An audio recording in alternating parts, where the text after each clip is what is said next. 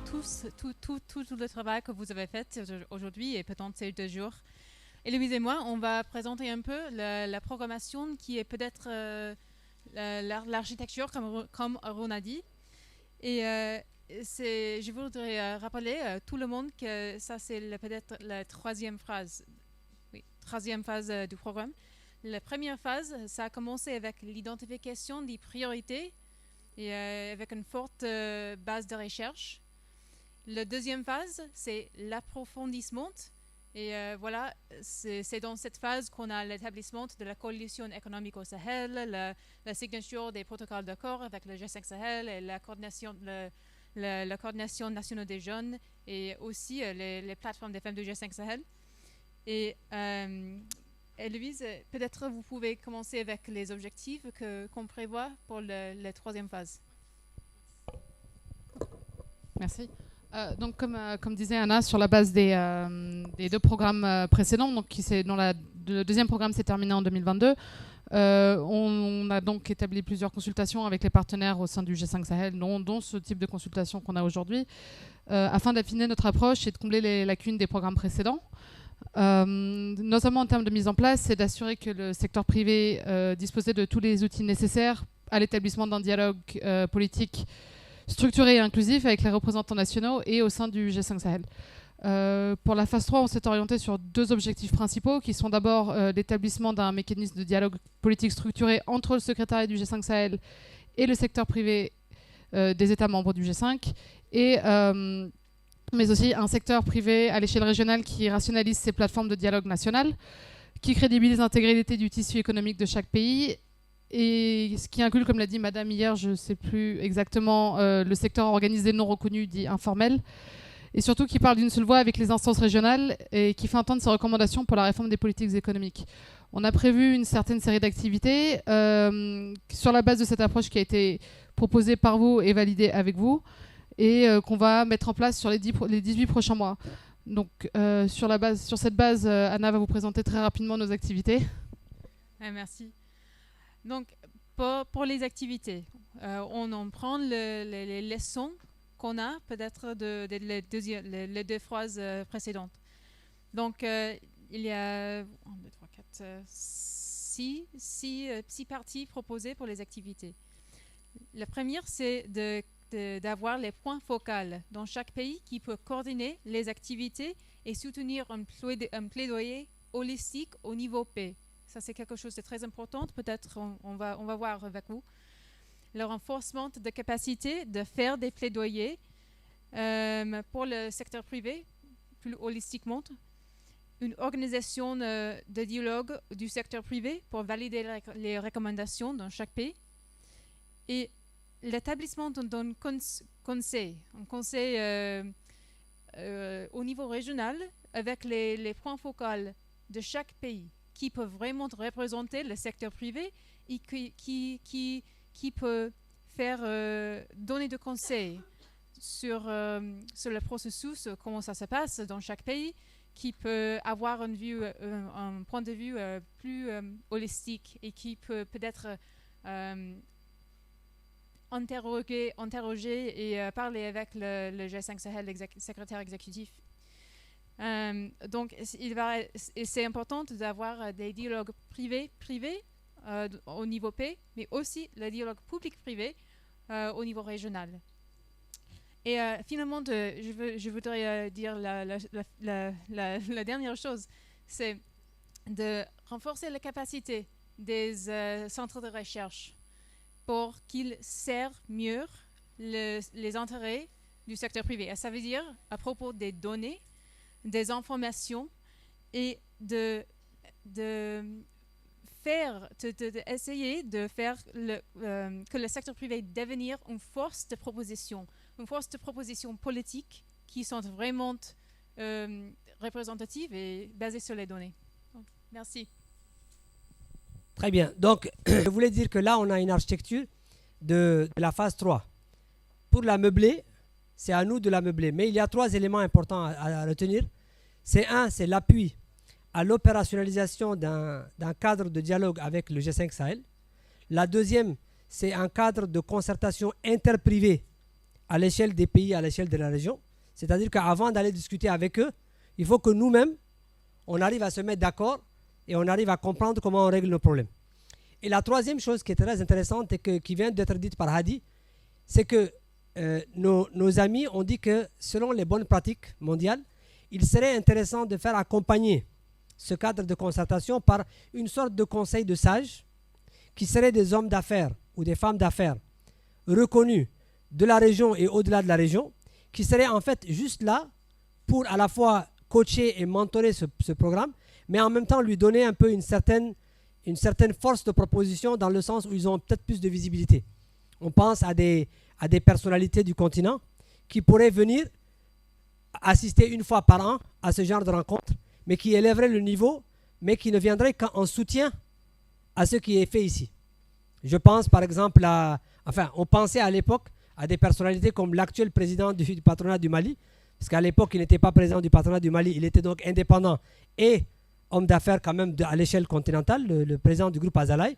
On pensait à le président de Dangote au niveau du Nigeria. On pensait à des personnalités de ce calibre qui pourraient venir, voire même des partenaires au développement, qui pourraient venir en fait être presque un conseil des sages pour cette coalition-là. Évidemment, c'est une idée. L'idée est d'explorer est-ce que c'est une bonne idée ou pas, est-ce que ça sera faisable ou pas, et comment est-ce qu'on la structure. Mais il y a déjà l'arsenal qui est mis en place dans le cadre de la phase 3 pour accompagner tout ce qu'on a dit ici, à commencer par les textes pour ce dispositif-là, pour que tout le monde soit d'accord et que le G5 puisse aussi l'intégrer. D'accord, donc je pense qu'on a été assez intense ces 2 jours. On va demander à Amadou Sall, à Dr Bakary et à M. Lars Benson de venir sur le podium et on va procéder juste à avoir leur sentiment et leur perception globale de nos 2 jours. Et sur ce, certainement, comme on dit chez nous, chacun demande le pardon à l'autre au cas où il y a eu quelque chose qui a été mal fait.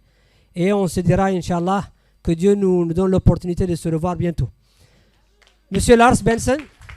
Ah, merci. Moi la seule fois où vous pouvez m'applaudir, et ça me fait plaisir, c'est si vous vous levez, vous applaudissez jusqu'à ce qu'on dit arrêtez, c'est bon.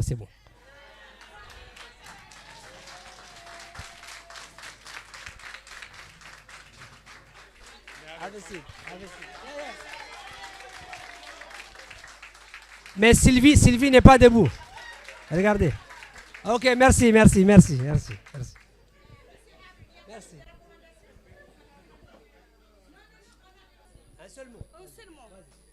Moi, je vais profiter de cette occasion pour quand même dire qu'on ne devrait pas sortir.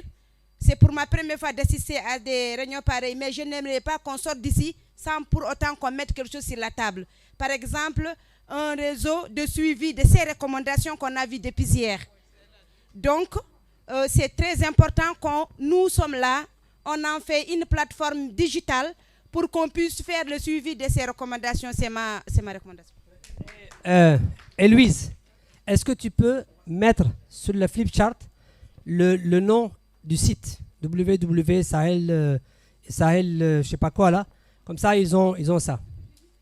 Oui, c'est très important. C'est là où on mettra le rapport de l'activité avec les recommandations et on pourra faire le suivi. Et normalement, c'est un site pour vous.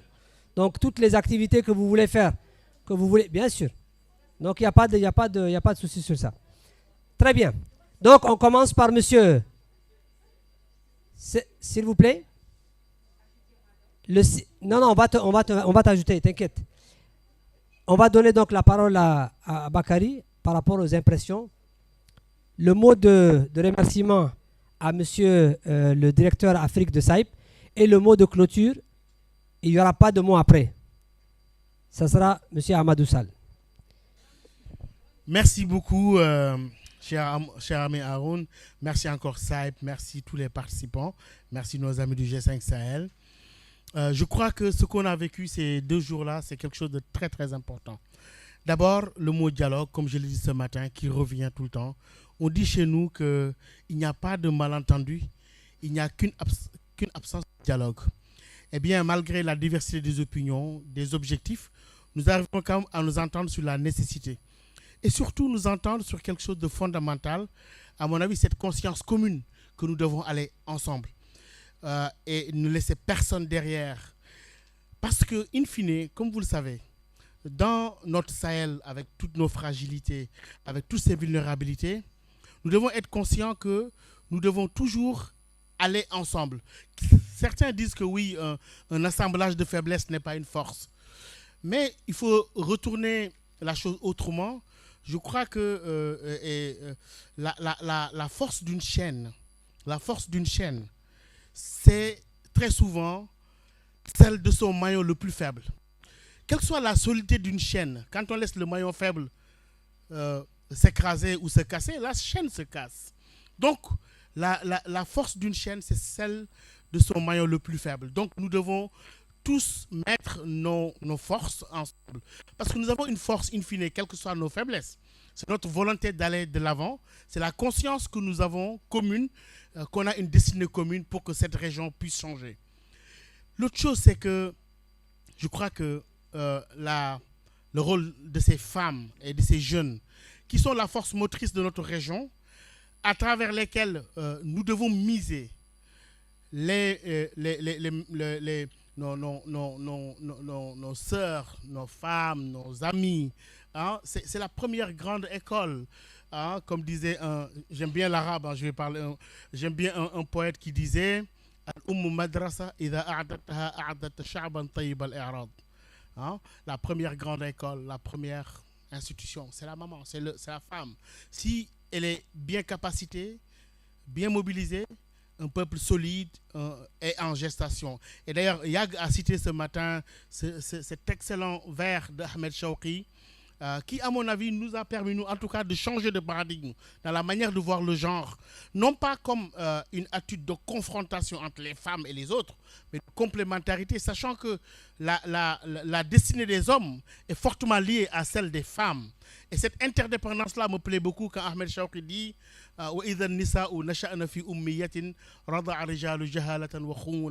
si on prend le risque de laisser les femmes ou les filles grandir dans l'analphabétisme, les hommes ne seront jamais sevrés de l'opium de l'ignorance et de la léthargie.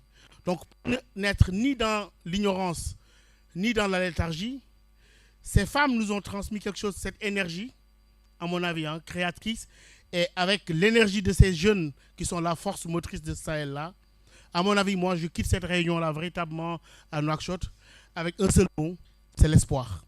Merci.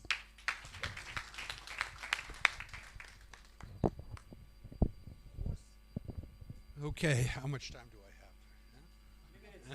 have?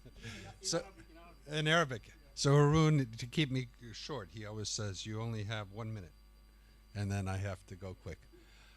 So really what I would like to do is first thank our Khadijas and Zainabu for all of their hard work, because without them, we would not be here today. Then I'd like to thank clearly my team, Hannah and Eloise, for again all of their hard work. For their hard work in terms of preparing for this and really helping organize and really being there to serve all of you. We had a great facilitator. He teased us. He was funny sometimes, not often, but he was sometimes funny, in Haroon, and he has a lot of experience and knowledge. So let's give Haroon a big applause. Can I translate? No, not the last part. No. Okay. Non, il dit d'abord, avant de démarrer, il tient à remercier les deux collègues qui sont derrière, Khadija et Zainabou, et l'autre Khadija, qui réellement, tout le travail qui a été fait, nous, c'était facile, c'est elles qui ont géré la mise en place de cet atelier, qui ont facilité pour que tout se passe très bien. Donc il faut les applaudir, il faut les remercier. Et la deuxième chose, c'est qu'il a dit que son équipe, c'est moi, c'est réellement moi qui est le moteur de cette équipe. Et que sans moi, rien n'aurait été permis. Bon, il a amené Héloïse, et Hannah, mais c'était juste un décor, le véritable. Voilà, merci. I don't believe you. So finally, I also would like to thank our wonderful team here from Carrot, who have really done a fabulous job. Really a fabulous job. Thank you. Really nice. And of course, Hassan and our wonderful photographers as well who are here. So great job, guys. You know, I also want to, of course, thank our colleagues over here from the G5 Sahel. But most of all, I want to thank all of you, because you are the force for change. With change, we have a lot of problems in the Sahel, right? We've been talking about the problems. Everybody's talked about it in 2 days. We all know about it. We see it. We live it. And so what it comes down to is your leadership. It comes down to your ability to work together. It comes down to you representing the youth, the women, the business community, the small businesses, the large businesses, and then your ability to solve the problems. And so I want to give all of you a big round of applause and a thank you. Donc, il tient aussi à remercier l'équipe de communication qui est là, qui nous a fait un très bon service tous les 2 jours. Mais il tient aussi à remercier évidemment le G5 qui est le partenaire qui nous a permis de faire tout ça. Mais il tient à remercier tous les gens qui sont dans cette salle, qui sont venus, qui ont discuté. Et il les remercie en tant que leader. On a parlé des problèmes du G5 Sahel. Beaucoup de problèmes, on les connaît, on les répète, on les vit. Mais les acteurs du changement, les leaders de ce changement, que ce soit sur les questions de femmes ou les questions de jeunes ou les questions d'entrepreneuriat, se trouvent ici. Et c'est avec ces ressources-là qu'on peut transformer le G5 Sahel. And then finally, I want to challenge all of you to be like I was talking about earlier. The Joyce Bandas, whether you're a man or a woman, be the Joyce Bandas of your countries, of your communities, and truly make a difference and help solve some of the problems facing all of us. So thank you. Et donc, il dit qu'il vous met au défi d'être comme Joyce Banda. C'est la présidente de which country? Du Malawi, qui est partie de la transformation à la base, au niveau de sa communauté, à être présidente et donc l'acteur principal du changement de son pays. Donc, il vous met au défi de continuer ce leadership jusqu'à ce que vous arriviez à ce stade-là, d'être vous-même les décideurs de votre destin. Thank you.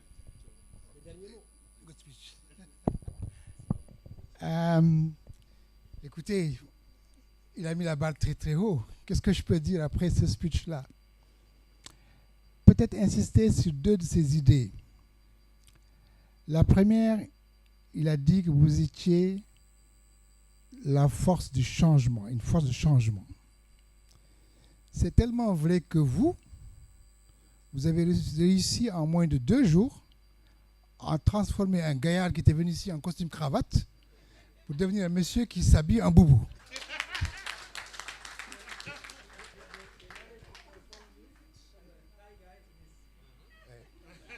C'est pour dire donc que mesurez votre force.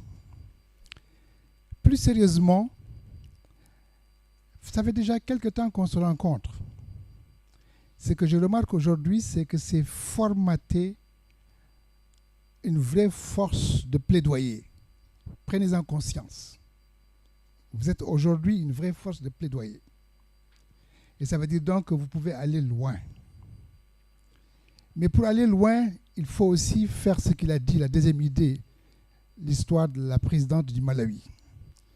C'est-à-dire insister davantage sur l'action à la base. Il y a un important volet d'information de ce qui se passe autour de vous que vous devriez davantage, on va dire, vous informer là-dessus et bâtir sur ça. Il y a beaucoup de débats qu'on a eu ici, on a insisté beaucoup là-dessus. Ces débats auraient été des débats qui pouvaient aller très vite si véritablement on avait une bonne maîtrise de toutes les dynamiques qui sont chez nous dans chacun de nos pays. Je pense que ça, c'est extrêmement important et c'est ça qui crédibilise le dialogue que nous pouvons avoir avec autrui. Parce qu'il faut qu'ils sachent que nous connaissons bien nos systèmes, nous connaissons bien nos dynamiques, nous connaissons bien notre milieu et nous apportons de la valeur ajoutée en termes de propositions. Ce que j'avais dit hier, c'était bâtir sur des choses qui existent. Ça, c'est extrêmement important et je pense qu'il faut aller dans ce sens-là. Si j'en reviens à nos débats ces 2 jours durant, comme ce qu'a dit mon collègue, je suis véritablement très satisfait de l'ambiance de travail, de la liberté de ton et de l'esprit d'écoute et de partage. Je vais aussi me joindre à mon collègue pour féliciter effectivement l'animateur. Sans lui, je pense qu'on n'aurait pas pu avoir ce résultat-là. Il y a de lui, voilà, on va dire ça comme ça. Et je pense que c'est extrêmement important. Je pense qu'il faut savoir faire ça aussi. Il faut savoir faire des choses sérieuses dans l'amitié, la fraternité, la tolérance. Et c'est ça un peu aussi ce qu'il a réussi à faire à notre niveau. Si j'en reviens maintenant à ma casquette de G5 Sahel, j'ai écouté beaucoup de choses et assez souvent on a dit on va faire au G5 Sahel, on va dire au G5 Sahel, le G5 Sahel va faire. Sachez que mon collègue et moi, Moulay qui est là, nous avons accompagné ces 2 jours durant sur l'instruction de notre leadership. C'est parce que nous accordons de l'importance à cet exercice. Et que donc, nous allons aussi ramener au G5 Sahel la quintessence de vos débats. Aidez-nous simplement, quand vous allez finaliser vos débats, de nous présenter des choses que l'on pourrait vendre à notre leadership. Comprenez que c'est des institutions, comprenez qu'elles ont leur logique interne, comprenez qu'elles ont leurs contraintes internes et proposez-leur des choses dans un esprit gagnant-gagnant. Ça voudra dire donc qu'il faut qu'on ait des mécanismes qui soient des mécanismes réalistes, fonctionnels, qui ne soient pas budgétivores et qui aient des objectifs bien clairs, sans duplication. Ça voudra dire donc que le schéma que j'ai vu aujourd'hui, là, il faut l'accompagner d'une très bonne note technique explicative du processus. Moulay et moi, la division gouvernance que nous représentons ici, nous prenons l'engagement devant vous de l'étudier avec le plus de sérieux possible. On va le porter si on est convaincu. Si on n'est pas convaincu, on reviendra vers vous pour vous dire ce sur quoi nous ne sommes pas d'accord. Au final, on ne portera que ce sur quoi vous et nous en tant que techniciens du G5 et vous, ensemble, c'est une note définitive qu'on va porter au G5 Sahel. Voilà un engagement qu'on peut prendre devant vous. Et puisque tout le monde est fatigué, comme il a dit, je n'ai pas l'habitude de beaucoup parler certainement. Et quand je parle, je ne veux pas beaucoup parler parce que quand on commence à beaucoup parler, on déraille toujours. Je vais donc m'arrêter là et vous remercier très sincèrement et remercier Saïb pour cet exercice. Merci beaucoup. Avant de faire la photo de famille, je tiens à reconnaître quelques personnes qui sont dans la salle, au-delà de vous tous évidemment, que je reconnais et que j'apprécie beaucoup. La première personne, c'est Moulay, effectivement, qui est derrière. Moulay, tu peux te lever s'il te plaît. Moulay est au niveau du G5 Sahel dans la structure de gouvernance, mais c'est quelqu'un qui, comme Amadou l'a dit, accorde beaucoup d'importance, suit ce que nous faisons, donne de lui-même aussi bien professionnellement que personnellement pour que ce dialogue, l'implication du secteur privé, le genre, les jeunes soient de plus en plus intégrés. Il le fait derrière la table, devant la table, en haut de la table, en dessous. Voilà, donc on le remercie et on lui dit que ses efforts, on les considère. La deuxième personnalité, c'est Monsieur Aboudou qui est au fond, qui est le monsieur le mieux habillé de la journée. Voilà. Donc Aboudou est le collègue de IRI. Donc IRI, c'est l'autre institution du même groupe dans lequel travaille SAIP. Donc SAIP, il y a SAIP, il y a NDI, il y a IRI, il y a le Solidarity Center. Et lui, il est basé à Bamako, mais il a aussi tenu à plusieurs reprises à être en contact avec nous pour qu'il y ait une complémentarité, une synergie entre ce que nous faisons pour la jeunesse et pour les femmes. Et il a accordé une telle importance qu'il a laissé son travail à Bamako pour venir passer 2 jours avec nous et aussi essayer de trouver des synergies pour accompagner ce que nous faisons ici. On la remercie beaucoup. Voilà, et la troisième personne que je remercie, c'est moi-même, évidemment. Je tiens à remercier Haroun d'avoir passé 2 jours avec vous. Voilà.